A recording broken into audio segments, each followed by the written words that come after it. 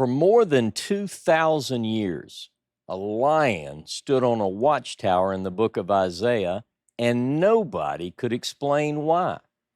And then a scroll was discovered in a cave near the Dead Sea, and the lion simply vanished. I'm Ross Nichols for Horeb Institute, and this, ladies and gentlemen, is Sunday School. So there's an old joke about a priest who dies and goes to heaven. And he's excited, as you can imagine, to be there. And as he passes through the pearly gates, he asks Peter, "Where's the library?" Because the one thing that he always wanted to do was to look at those original manuscripts. And so Peter points him in the direction. He goes through the beautiful golden doors. They swing open, and at the center of this library room is a huge table. And around the table are rabbis and priests and preachers and biblical scholars. And I know some of you are thinking those people probably wouldn't be in heaven, but it's my joke. So he walks up and he feels more comfortable talking to a priest. But as he sees the priest at the table, the priest has his head in his hands and he's weeping almost uncontrollably. And he looked at him and he said, "Why are you so sad?" And he said, "Because all these years I thought the text said celibate, and it says celebrate." Sometimes, ladies and gentlemen, one or two letters in a word or a phrase can make all the difference in the world. Welcome to the session today. What we're going to do is we're going to ask some questions, some very important questions, because we're going to ultimately go through 5 exercises that are going to help us to be better Bible students. And it takes this. Now, here's what we have to know. Before you even tackle a question of Bible interpretation, before you really even get into a good Bible study, we have to know, what does the text say? So that's the first point. It's the beginning of all good Bible study, is to ask the question, what does the text say? Does our translation accurately represent the text from which the translator pulls and creates a version compatible with your language? So that's the first question. Now, all of us, most of us have some favorite Bible translations, and some of us refer to this certain translation because of our upbringing or because of our particular love for a certain tradition. So, for instance, some of you might be Christian. You grew up in a Protestant church where the preacher held up a King James Bible. Maybe the King James is your favorite. And after all, if it was good enough for Peter, it's good enough for me, right? So some of you think like that. Some of you might be Jewish and you think, well, this is a Jewish Bible. The Hebrew Bible is a Jewish text, so therefore I only trust a Jewish translation. So we're going to ask those questions. We're going to look at the way these different translations, and I've picked 5 I'll talk about in a minute, but we're going to look at those translations and see, A, are they following the underlying Hebrew and Aramaic text? Because we're primarily dealing with the Hebrew Bible and not the Septuagint. We'll talk a little bit about that, but our main focus is on the Hebrew Bible, the Tanakh. But then I want to ask another question. First of all, is the translation accurately bringing into my language what the original said?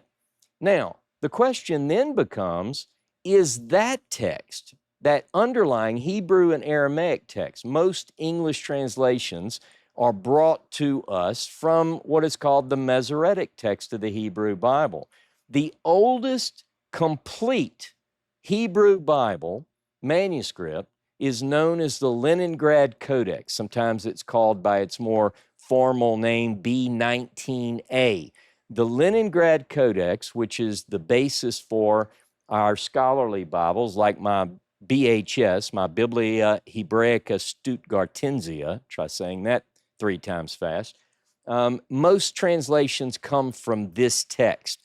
Now, some might argue with me calling that a textus receptus, which is usually a phrase, it's Latin, it means the received text. Most scholars refer to New Testament documents by using that phrase. But in a sense, The Masoretic text of the Hebrew Bible, created by scribes and scholars in the medieval period, that's pretty much the received text of Jewish tradition. Does that represent our earliest text? So we're going to ask some of those tough questions as well. Again, the Leningrad Codex is roughly 1,017 years old. But we're talking about events that happened much, much earlier than that. So we have to ask those questions. Are there other ancient witnesses, other ancient readings that we should be looking at? One is the Septuagint, often described or designated LXX. We can talk about why at another time. We have Targums. We have the Samaritan Pentateuch when we're dealing with the first 5 books. We have all these different ancient voices, and we have to ask the question, do any of those represent an earlier strata, something that gets us closer to what I would call the autograph copy, the copy that was written by a said Moses or an Isaiah or Jeremiah, Ezekiel, and so forth? The question really comes down to, can we know with any degree of certainty what that text actually said when prophet A put pen to paper? So we're going to do some exercises today, and these are going to be fun, and I think and hope and pray that they're going to be quite informative for you. I've selected 5 cases that we're going to get into, and we're going to use 5 translations in our exercises in each one. The 5 translations that I have selected, because it's my class, are the following. We're going to look at the King James Version. We're going to look at the ASV of 1901. We're going to look at the NRSV, the New Revised Standard Version, and I'm going to use my favorite version of that, which is the New Oxford Annotated Bible. And then we're going to look at the new JPS, the New Jewish Publication Society, and I'm going to use my favorite version of that text called the Jewish Study Bible. And then we're going to look at Robert Alter's translation. Now you say, why are you using those 5? King James is what I grew up on. I grew up in the Protestant church, in a Southern Baptist church, and that was my Bible. I believed at the time, probably, I don't remember really, but it was probably the Bible as it's always been. And if it didn't say it in the King James, you need to check yourself. Now, a little bit older, a little bit wiser, but I still like that formal language. I like my God to speak in Old English, bless God. I love the ASV, plus I'm an American.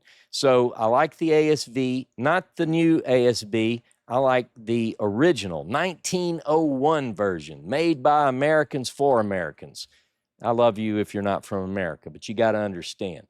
Now, all of these translations are brought into this class not necessarily because the translation is the best all the time. We're going to see examples, but it also, these study Bibles that I'm going to reference, they have some really good academic critical notes, and they're going to help you. By the way, all of the translations and the Bibles that I'm talking from today, the link is in the description. After the class, you can go there, follow those links. If one of these convinces you that it's closer to the better of the 5, you might want to get one.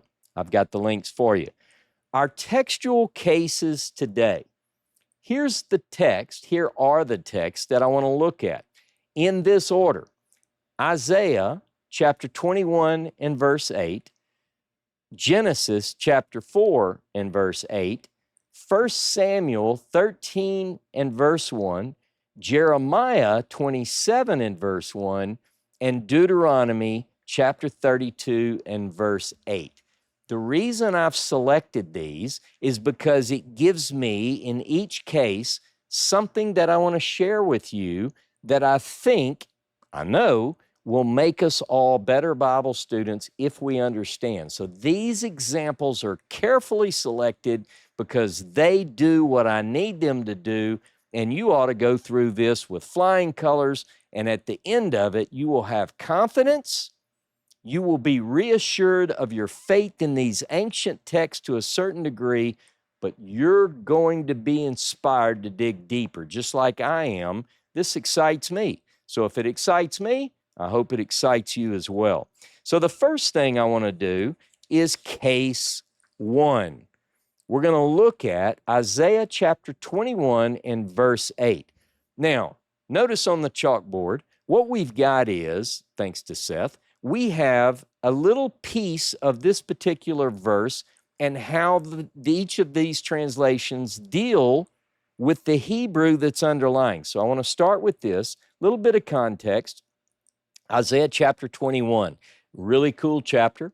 It is described as a burden, a masa in Hebrew. It's a burden of the desert of the sea or the wilderness of the sea. So a lot of people, most people, see this as a pronouncement against Babylonia. Now, when you work through this, the first part of this particular chapter, chapter 21 of Isaiah, one of the things that you'll see is whatever this heavy burden was, Isaiah, or the writer, let's say it's Isaiah, first person says, the Lord showed me, he says in the first person. And when he sees this vision, it is incredibly troubling.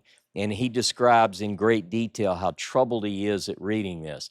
And then we get to this particular point where the Lord tells Isaiah, tells the writer, put a watchman out there to watch and to relate what he sees and hears.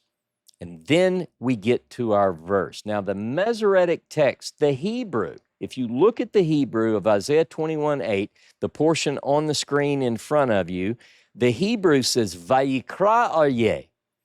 Vayikra aryeh means, and he cried, a lion. Now, let me give you a little bit of Hebrew grammar. What that's really saying is, and a lion cried, right? Because you typically have the verb and then the noun, the subject. So this says that a lion cried, Isaiah 21:8. Now, let's look at the way the translators did this. King James, everybody in Camp King James, raise your hand. And he cried, a lion. Well, that's really literal. But for an English reader, you might not know that it's the lion, according to the Masoretic text in the Hebrew, who did the crying. Now let's see what the ASV does. And he cried as a lion. Let me tell you what's going on here. And I like the ASV, but here's what the ASV translator does. He's saying, I think I can tell you what he's saying because I think I know what he's thinking. What is a lion crying? How would a lion cry? Because there's actually a pronouncement that the lion cries. So he said, must not be talking about a lion crying because that doesn't make any sense. So he says it must be the sentinel, the guard that was mentioned prior. So he says, I'm going to slightly tweak this verse because my English reader needs to know the context. And I am a brilliant translator and scholar, so I'm going to tell him what to think. And he says, and he cried as a lion. Now look at the NRSV. This is New Revised Standard Version. Then the watcher called out. The watcher, where'd you get the watcher from? Remember, Vayikra aryeh, a lion cried. How does he have a watcher? Maybe he says something in a footnote. But a watcher is like a guard, a sentry. So one option is that the translator of the New Revised Standard Version said, I'm not going to mention the lion. I'm just going to take the lion out of the whole story. No lion here. No lion, no lion. It's a watcher. Now look at the new JPS. And like a lion, he called out. He does similar, the new JPS does similar to the ASV. He says that he wants you to know that the sentry, the guard, the watcher is going to cry out. He does it like a lion. What does that mean? Does a watcher roar like a lion and then say what he's going to say? Or are we to imagine a lion's voice with a man's words? What does that even mean? But notice it's in brackets. Here's an alert for you. most translations, when you see brackets that says, I'm not really in the text here, it was supplied by the translator to help you understand what this brilliant scholar sees in the Hebrew. And like a lion, not a lion calling out. Now look what Alter says, and I love some of these translators. Robert Alter says, and the seer shall call out.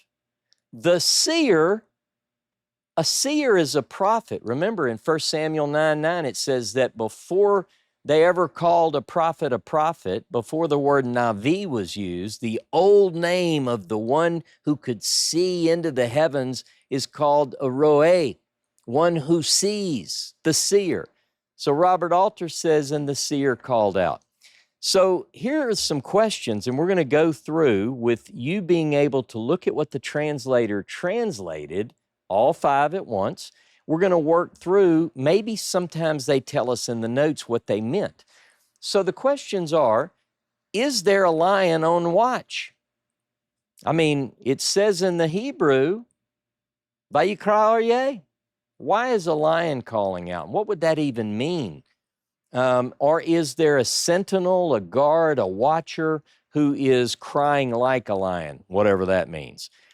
Now, interestingly enough, the LXX, the Septuagint, the Greek of the Hebrew Bible or Old Testament, we have copies of the Septuagint goes back earlier than the Hebrew Masoretic, right? So the Hebrew Masoretic text, our oldest copy, is from medieval times. In fact, it's 1009 of the Common Era. We even know who wrote and pointed the Leningrad Codex. So now, but the Septuagint, at least the Torah portion, the Pentateuch, goes back to the 3rd century BCE. We have ancient copies of the Septuagint. Now, you'd think, well, is the lion, what does it say there? So if I go there, one of the things that I recognize is that the consonants, if in Hebrew you say lion, you say aryeh, aryeh. Now, the Septuagint, the Hebrew text that they translated the text into Greek already had those consonants. But they said, doesn't make sense that a lion is going to call out, so maybe the guy's name is Lion. So they treated the consonants of the word in Hebrew, aryeh, they brought them in faithfully, but they said it's a guy named Uriah or something like that, because it can't be a lion. So it must be a guy named Lion. Hey, guard, what's your name? Lion. Thank you. See how that happened. So now we're going to look at a couple of footnotes, and we're going to tell you how some of these things happened. But before I do, I want to tell you the way I started off. A scroll was discovered in a cave near the Dead Sea, and the lion simply vanished. Poof, he's gone. The great Isaiah scroll was found in Cave 1 at Qumran on the northwest shore of the Dead Sea. And as that document was studied, one of the things that we found in 1Q Isaiah A, the great Isaiah scroll, which contains all of the book of Isaiah, when you go to Isaiah 21:8 in 1Q Isaiah, the Dead Sea Scroll, it says something different. There's no lion there. It uses similar letters, some of the same letters that were used to say the lion. It says the seer, haroe. Well, that makes sense contextually. So then we have to say, is that the original reading? So I want to look at a couple of the footnotes. So if I go to the Jewish Study Bible in Isaiah 21, verse 8, if you give me 1 second, I want to show you what it says here. And this is the text, remember, and like a lion he called out. But the footnote in the Jewish Study Bible says 1Q Isaiah reads, the watcher. Now, this is a translation preference. It says haroe, but the footnote says the watcher. So that the person, the JSB, the Jewish Study Bible, retains a pretty accurate representation of what the Masoretic text says, but in the footnote they tell you we have another text and it says something different. Now, if I look at Alter's translation, let's see what Alter says in his footnote. One of the things I want you to see as I work through this is that some of these translations, some of these academic works, are really good because they give you insight into what this text may have said at an earlier stage. Here we go. Again, in Alter's translation, here's what he footnotes: "And the seer shall call out."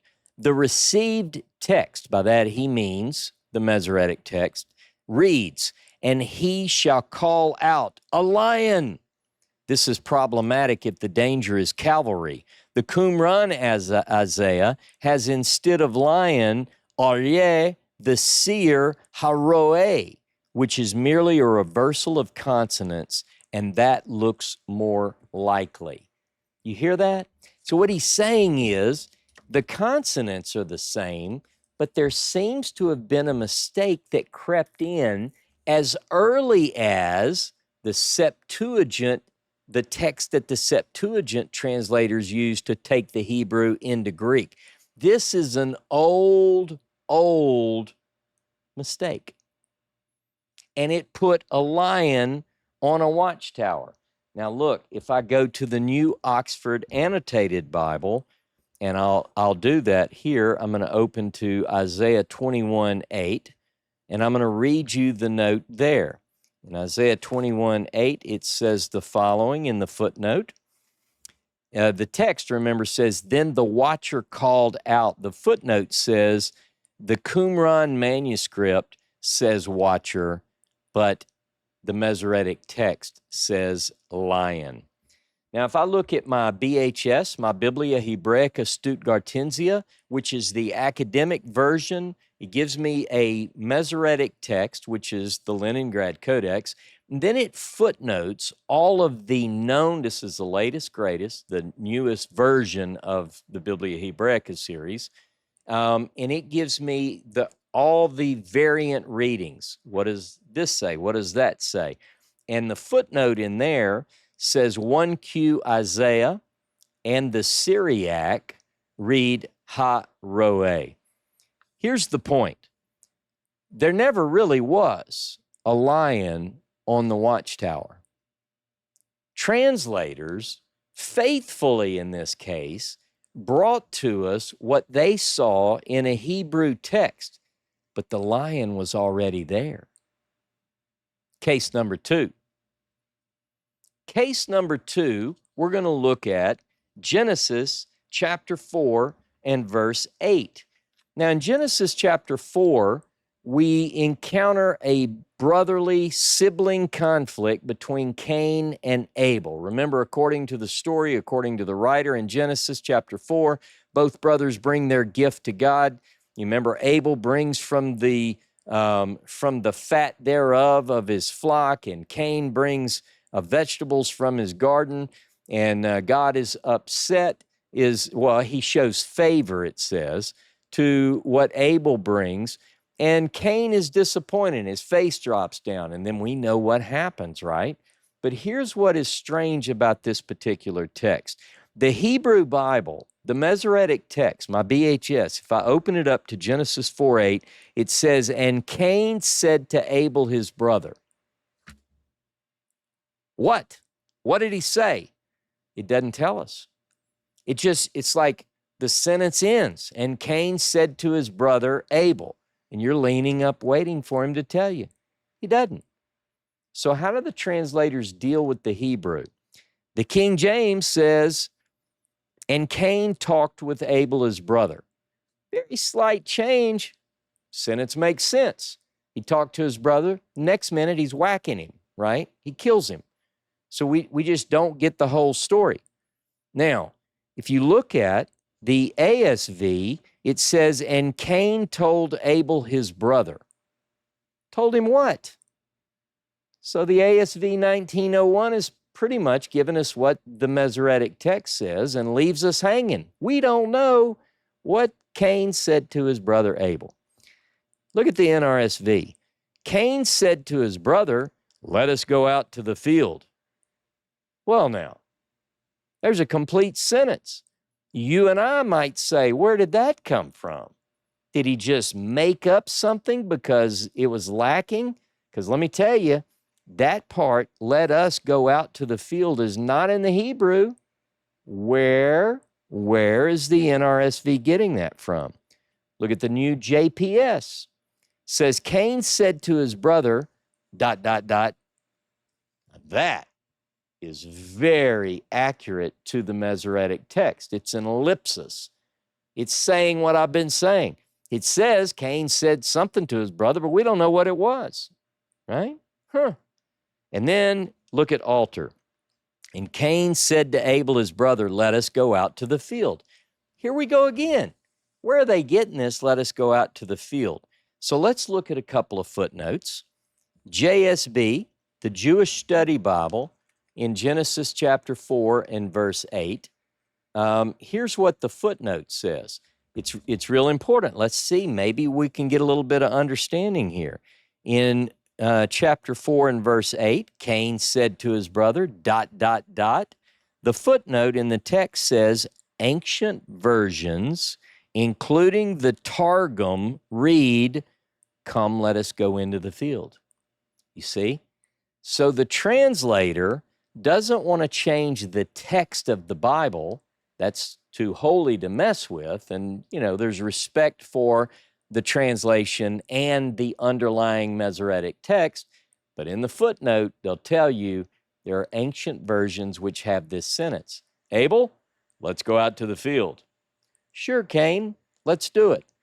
And therefore, the next part of this goes on. Now, let's look at altar, Genesis chapter 4 and verse 20. Verse 8 is on page 20 of my version of altar. And I want to show you what he puts in here. Pretty instructive. He says, "Let us go out to the field." This sentence is missing in the Masoretic text, but supplied in the Greek, Syriac, and Aramaic versions. So altar is giving us his own translation. He's not worried about what the JPS says or the ASV he's translating it, and when he's translating, he uses the base text maybe of the Leningrad Codex, but he also has these other versions, and he says, hey, in all my studies, I found that in these versions, there was more there. In the NRSV, the New Oxford Annotated Bible, the footnote says, according to the Samaritan, compare the Vulgate, it's going to have in there that "let us go out to the field." But it says in his footnote, in the New Oxford Annotated, it says the Masoretic text lacks that particular phrase. Now, if I open up my Biblia Hebraica, my Hebrew Bible, and look at all the academic footnotes, it's telling me that according to the Samaritan Pentateuch, the Syriac, and the Vulgate all have "let us go out to the field."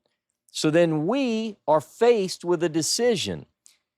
Is there any way that we would even know what Cain said to Abel? They didn't have a bunch of scribes running around taking notes. We would have to depend on Cain fessing up, right? He's already killed his brother. This would have happened to come from an interview, not from the news media, because it's just him, right? He's got his mom and his dad. Did he tell Adam and Eve what he said? So that's one question. But secondly, did the text in the original storyteller's version, did it have this idea of "let's go out to the field"? Now, let me tell you real quickly what scholars believe. What scholars believe is that the scribe who was writing this at a very early stage, they think it said, the base text said, "let us go out to the field," and then the next verse says, "and when they were in the field, Cain killed his brother," right? I'm paraphrasing, fast-tracking it.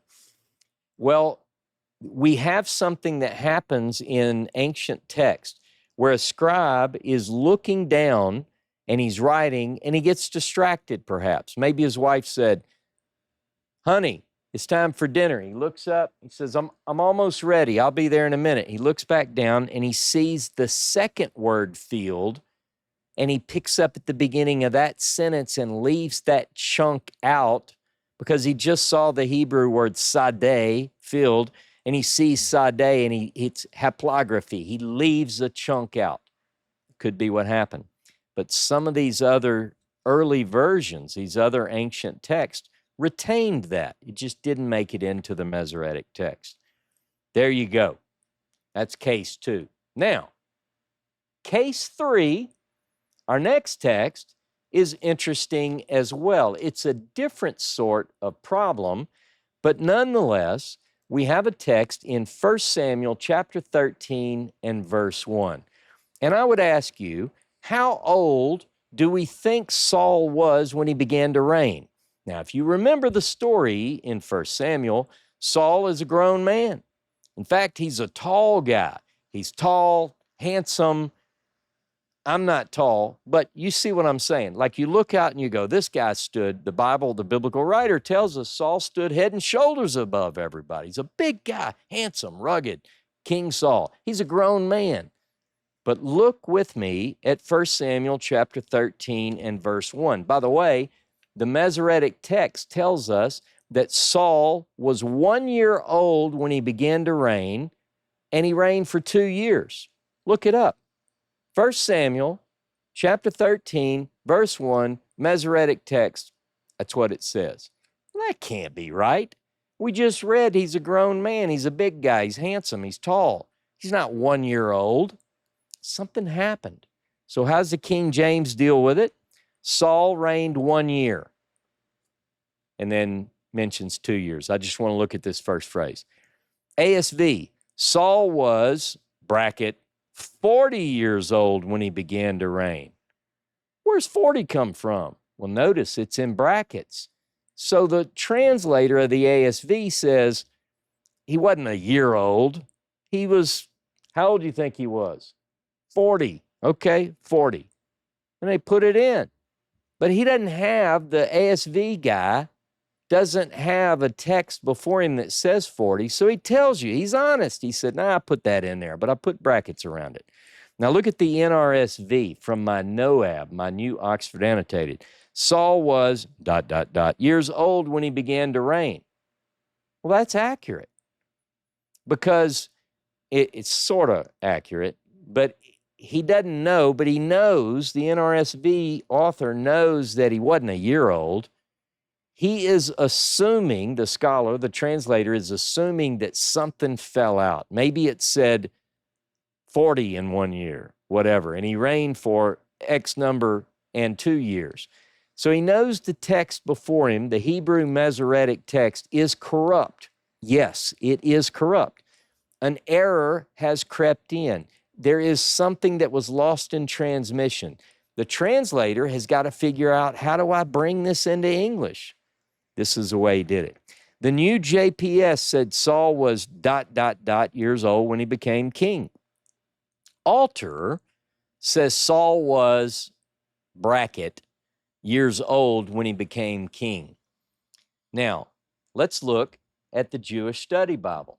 The Jewish Study Bible, the JPS, says the following, and I'm going to read you that, 1 Samuel chapter 13 and verse 1. This is what the footnote says. Let's see if it helps us. In the footnote, it says, the number is lacking in the Hebrew text.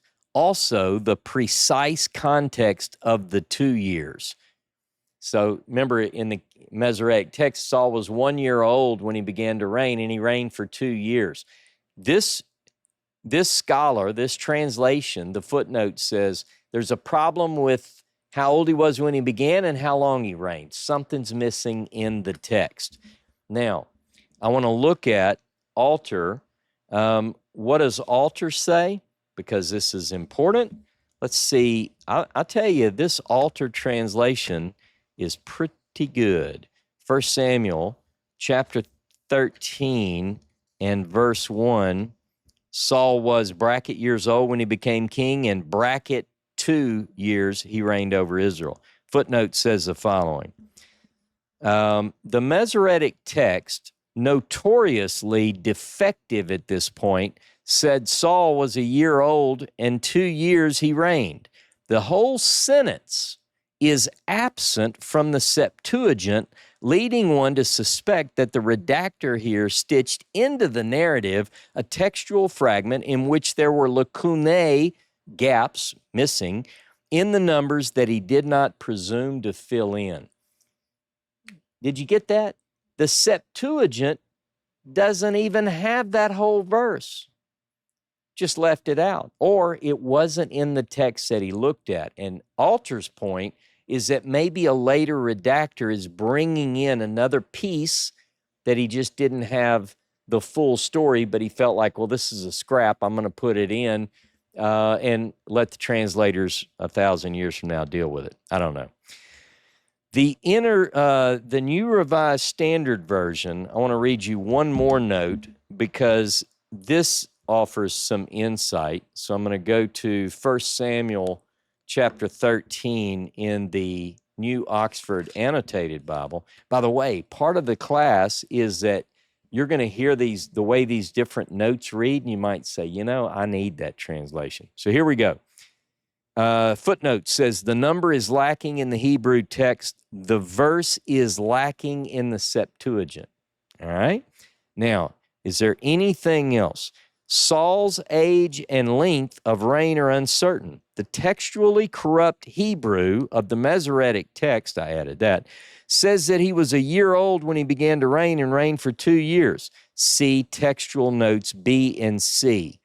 And then it says 2, where it says he reigned for 2 years, is not the entire number. Something has dropped out.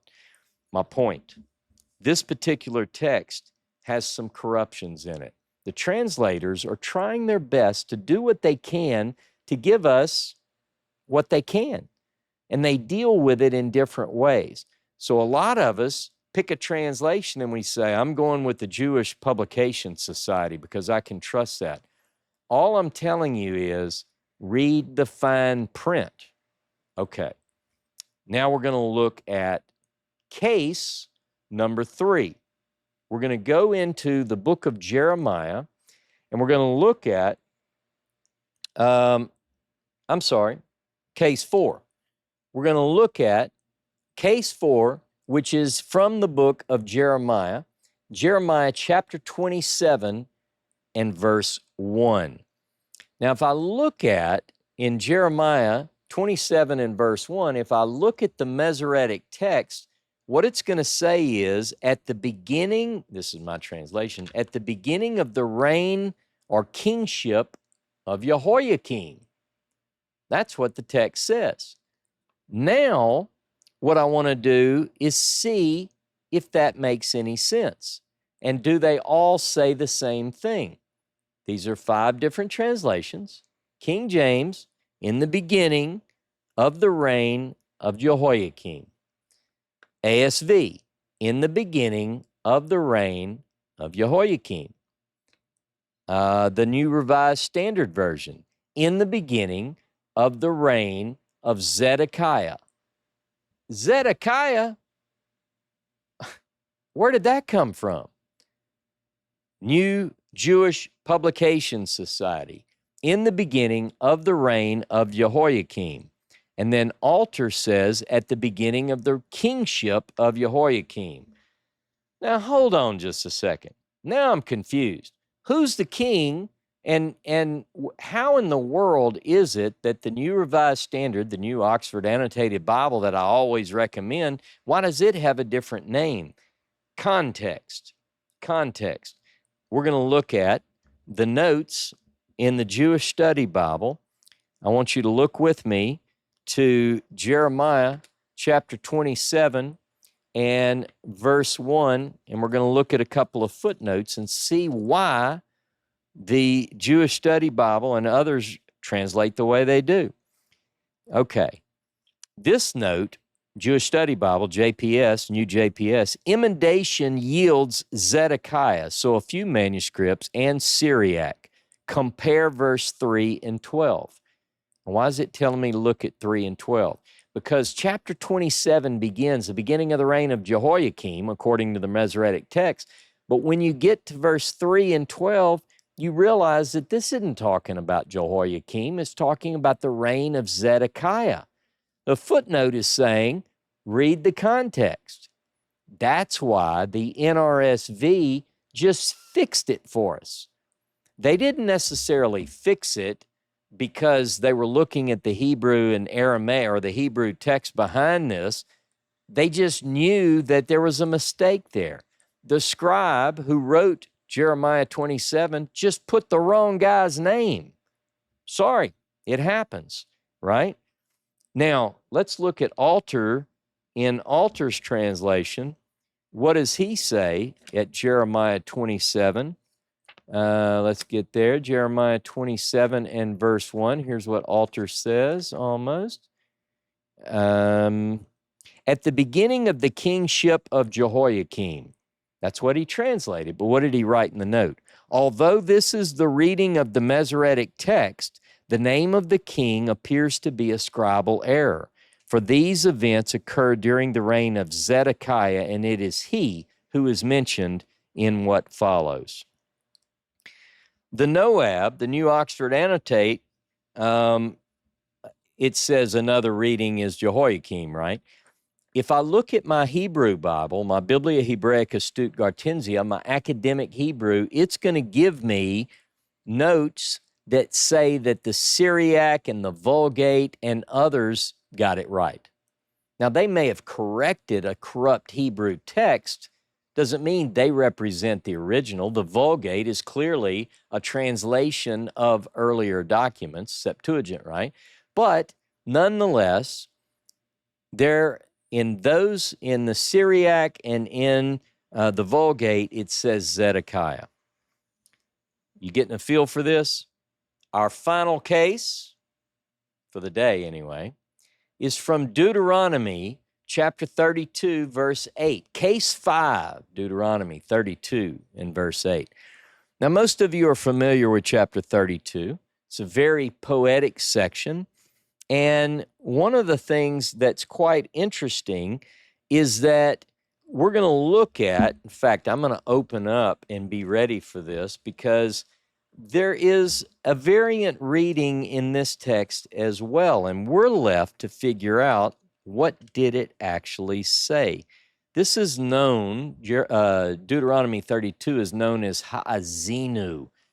Give ear, O heavens, and let me speak. And it goes through very, very poetic. Verse 8, I'm going to read from the JPS. When the Most High gave nations their homes and set the divisions of man, he fixed the boundaries of people in relation to Israel's numbers. So God is going to divide up. Now, how does he divide up the nations? According to the sons of Israel? Let's look at this. The Masoretic text says, to the number of the children of Israel. KJV, according to the number of the children of Israel. ASV, according to the number of the children of Israel. The NRSV, according to the number of the gods. There's a big difference, ladies and gentlemen. No matter how much you love the children of Israel, there's a difference between the children of Israel and gods. How do you get gods out of children of Israel? The Masoretic text says, B'nai Israel. So, does the NRSV make that up? The New Jewish Publication Society says in relation to Israel's numbers. Alter says by the number of the sundry gods. See there?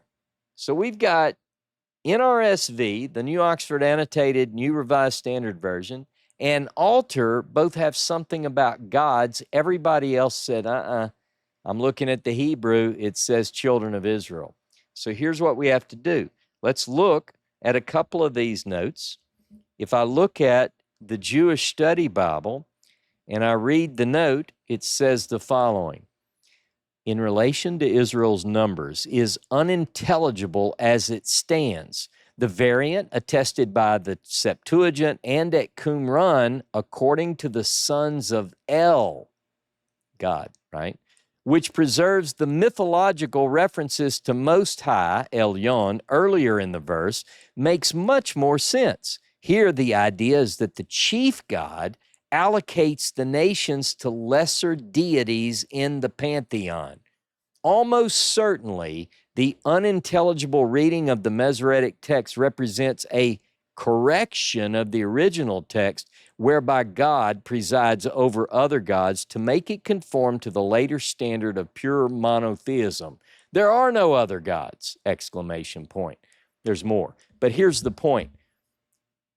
The scholar in the Jewish Study Bible makes a point that says that the scribe encountered, according to the number of the gods, which is based on this older Levant theology where you have a supreme deity and lesser gods.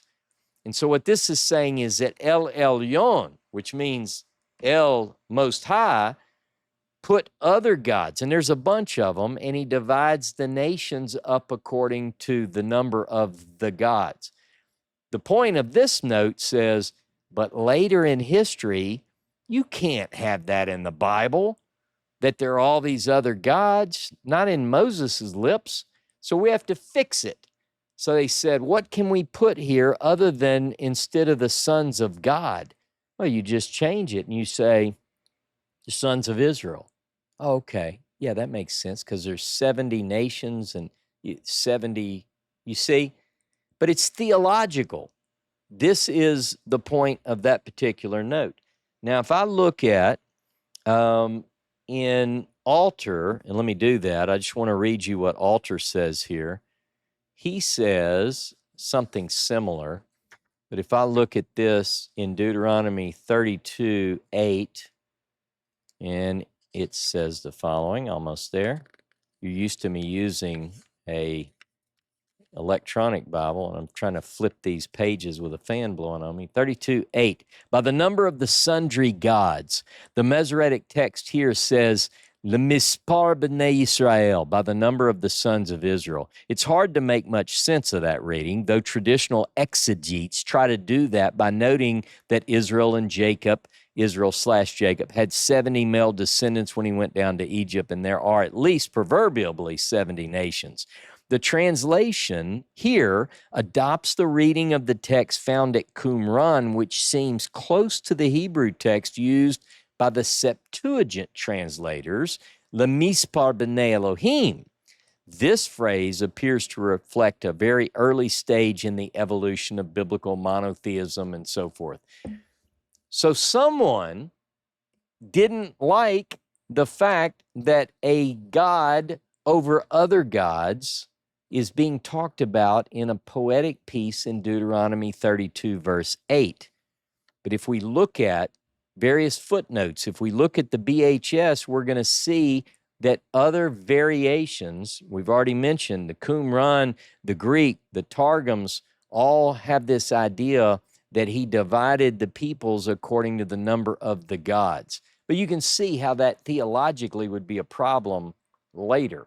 How you tell somebody something about other gods and then say, there ain od, there are no more.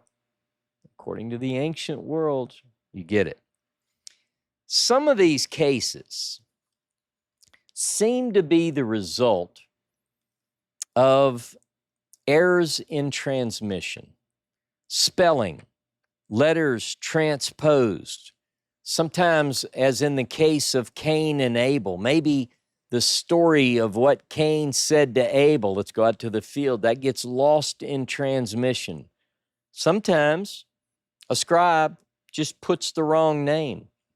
In Jeremiah 27, in the beginning of the reign of King Jehoiakim, if you look at the previous chapter, it said in the beginning of the reign of King Jehoiakim.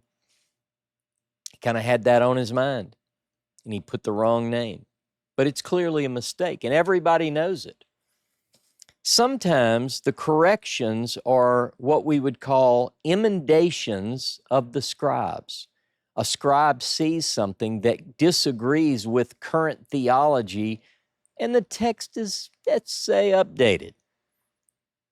But see, I want to look back.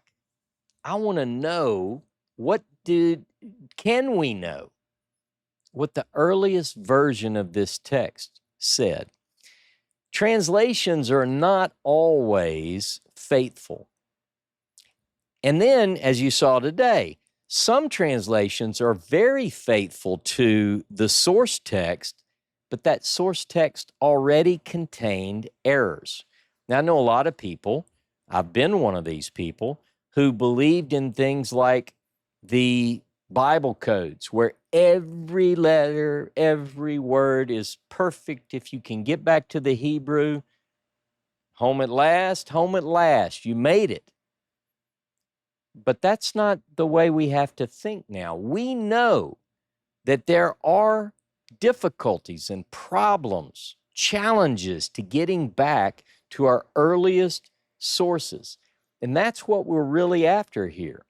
What I want you to do is think of your job as a conservator of a painting. Let's say you've been hired by a museum, the Louvre, and your actual job is to go in and remove layers by well-meaning touch-up artists over the years. You meant well. These touch-up artists wanted to bring the color back to something that a famous painter did. But when it comes to the biblical text, we want to carefully remove the layers that other artists did, because I want to see what the original artist did on the canvas. Ladies and gentlemen, welcome to the world of textual criticism. Some people get scared by the word, but you just worked through with me 5 cases where we looked at what textual criticism is all about. I'm going to look at the English of my favorite translation that I trust, and I'm going to say, this is the way I like it to sound, and this is the way I like to read it. And then I'm going to look behind that, and I'm going to look at the Hebrew or the Aramaic or the Greek. Then I'm going to say, wait, that doesn't make sense. Is there something else? Are there other variant readings that I can bring into this discussion? That's what textual criticism is about. It's about restoration. It's not about destruction. You're not deconstructing someone's faith, which I often get accused of, I can tell you. I'm trying to say, come with me. Let's go look. Let's look carefully and respectfully at the text and go back and see if we can find the original. A spelling mistake put a lion on a watchtower, forcing everyone for thousands of years to try and figure out what the lion is doing on the watchtower when he never really was there to begin with. Ladies and gentlemen, watch out for lions, real and imaginary. And the rest of the afternoon, after you watch this, like it, share it, comment. Put your comments in the comment section below. Check out the links to all the tools that I've provided for you to go further into this. Hype the video, and most of all, thank you for watching.